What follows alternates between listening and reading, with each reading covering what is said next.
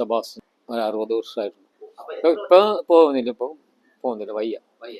3 വർഷമായിട്ട് ഇപ്പം 70 വയസ്സ്, ഒരു 60, എൻ്റെ 70 വയസ്സ് വരെ മീൻ പിടിക്കാൻ പോയി.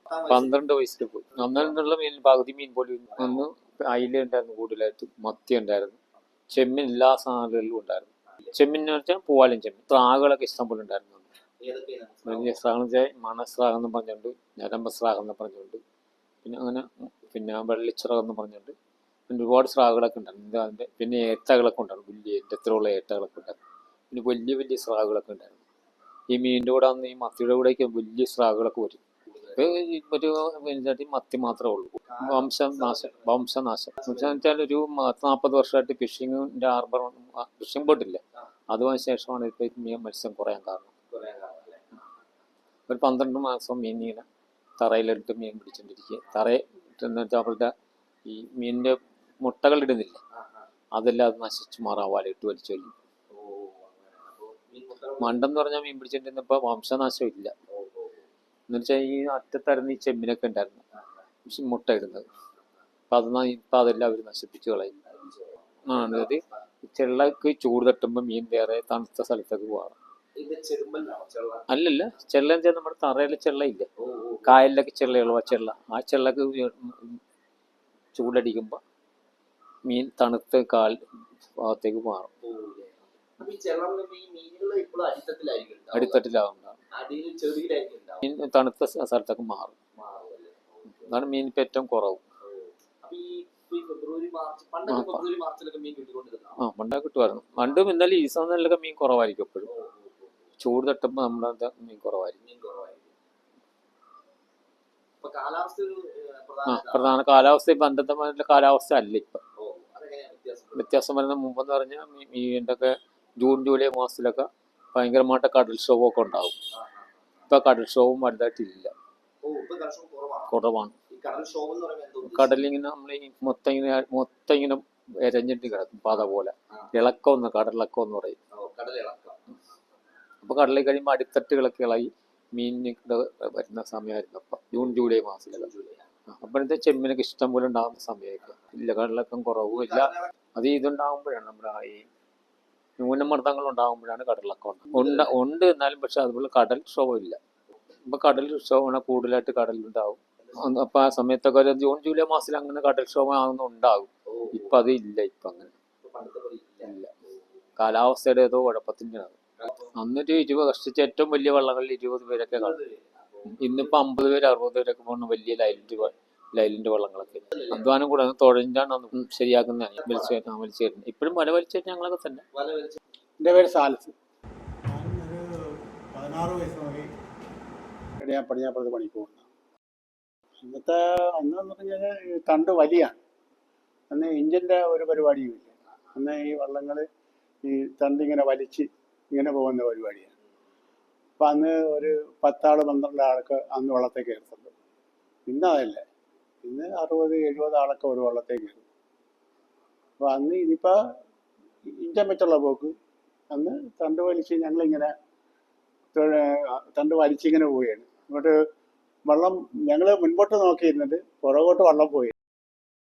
അതൊക്കെ മീനും കൊണ്ട് ഇങ്ങോട്ട് വരുന്ന സമയത്തൊക്കെ നമ്മൾ അകലെ വന്ന് കാണുമ്പോൾ ഈ കുഴച്ചിലായിരിക്കുമല്ലോ. അതിന് വേണ്ടിയിട്ട് ശങ്കരാന്തി ചോറ് തല്ലിക്കുമ്പിടും തൻ്റെ മറന്നുപോയി പാട്ടൊക്കെ. മത്തി, അയില. ഈ മത്തിയാണ് സുലഭമായിട്ട് കിട്ടിക്കൊണ്ട് 12 മാസം കിട്ടുന്ന മീൻ മത്തിയായിരുന്നു. പിന്നെ അയിലയൊക്കെ എന്നുള്ളത് ഒരു 2-3 മാസമൊക്കെ കിട്ടിക്കൊണ്ട്. പിന്നെ ചെമ്പിനും അങ്ങനെ 2-3 മാസമൊക്കെ കിട്ടിക്കൊണ്ട്. സുലഭമായിട്ട് 12 മാസം പിടിച്ചിട്ടിരുന്ന മീൻ മത്തിയാണ്. ഇപ്പോൾ ഒരുപാട് മീൻ നമുക്ക് കടപ്പുറത്ത് ഒരുപാട് മീൻ തന്നെ ഇപ്പോൾ കാണാനുണ്ട്. കാരണം പിന്നെ വരതല എന്ന് പറഞ്ഞൊരു സാധനം, വരതല, അപ്പം അങ്ങനെയുള്ള മീൻ ഇപ്പം കാണാനില്ല. പിന്നെ ഇപ്പം ഈ മാന്തൽ, അതൊക്കെ ഇപ്പം നമുക്ക് കടൽ അറ്റത്ത് കിട്ടുന്ന മീനൊക്കെയാണ്. അതൊന്നും ഇപ്പം കാണുന്നില്ല, ഇവിടെ ഇപ്പം ഇല്ല അതൊക്കെ. പിന്നെ പാലച്ചൊറ എന്നും പറഞ്ഞ് ഒരു ചൊറവുണ്ട്, പാലച്ചൊറ. ഇങ്ങനെ ഈ വരതല പോലെ തന്നെ അത് വലുതാകുന്ന ആ ടൈപ്പിലിരിക്കുന്ന ഇങ്ങനെ പരന്നിരുന്നിട്ട് നീളം കൂടുതൽ, അത് ചൊറകിൻ്റെ ഐറ്റത്തിൽപ്പെടുന്നതാണ് പാലച്ചൊറ എന്നും പറഞ്ഞ്. ഇപ്പോൾ ആ ചിറകിനൊക്കെ ഇന്നിപ്പോൾ കാണാനില്ല. പിന്നെ അതിനെ ഇപ്പം മുടിയൻ ചിറക് കാണാനില്ല, വള്ളിച്ചിറക് കാണാനില്ല, പിന്നെ തൂമ്പൻ ചിറക് കാണാനില്ല. നിങ്ങൾ ചിറകിറ്റം തന്നെ ഒരുപാട് സൈറ്റ് ഇവിടെ കാണാറുണ്ട്. പിന്നെ ഒരുപാട് സൈറ്റ് മീൻ, പല്ലി മീൻ, പിന്നെ ഈ മാന്തല്, പിന്നെ ഈ 1000 പല്ലി, ഇങ്ങനെയുള്ള മീനൊക്കെ ഒന്നിപ്പോൾ കാണാനില്ല. അതെന്ന് പറഞ്ഞാൽ ആദ്യം ഈ ഫിഷിംഗ് ബോട്ടിൻ്റെ ഇറക്കം. കാരണം അത് അടി കംപ്ലീറ്റ് അടിയുള്ള മീനെല്ലാം നശിപ്പിച്ചല്ലേ പോകുന്നത്, ചെറു കുഞ്ഞുങ്ങളെ വരെ നശിപ്പിച്ചല്ലേ പോകുന്നത്. ആ ബോട്ട് ഫിഷിംഗ് ആണ് ഈ കൂടുതലും ഈ വംശനാശം സംഭവിച്ചിരിക്കുന്നത്. ഞങ്ങളൊക്കെ മീൻ പിടിക്കുന്നത് വല ഇങ്ങനെ വളച്ച് പിടിക്കുന്നത്. ഒരു ബോട്ടുകാരൻ്റെ മീൻ പിടുത്തം പറഞ്ഞാൽ ഇവിടെ വലയിട്ട് കഴിഞ്ഞ് ഇങ്ങനെ വലിച്ചു പോവുകയാണ്. വലിച്ചു 2-3 മണിക്കൂർ കഴിഞ്ഞാണ് ഇവർ വല എടുക്കുന്നത്. അപ്പോൾ ആ വലയിൽ നിന്ന് അടിയിലെ ചെള്ളയുടെ മറ്റൊന്നാണ് പോകുന്നത്. ആ പോകുന്നപ്പോൾ അതിനകത്തുള്ള ഇത്രയുള്ള പൊടി വരെ ആ വലക്കകത്ത് കയറും, കരയെ പോകത്തില്ല അത്. കാരണം അടിയിൽ ഈ മൂട്ടിലെ വല എന്ന് പറയുന്നത് തീരെ ഉറുമ്പും കണ്ണിയാണ്, അതിനകത്ത് ഉറുമ്പ് പോലും പോകത്തില്ല. പക്ഷെ ഇങ്ങോട്ട് വരുമ്പോൾ വല കണ്ണ് വലുപ്പമാണ്.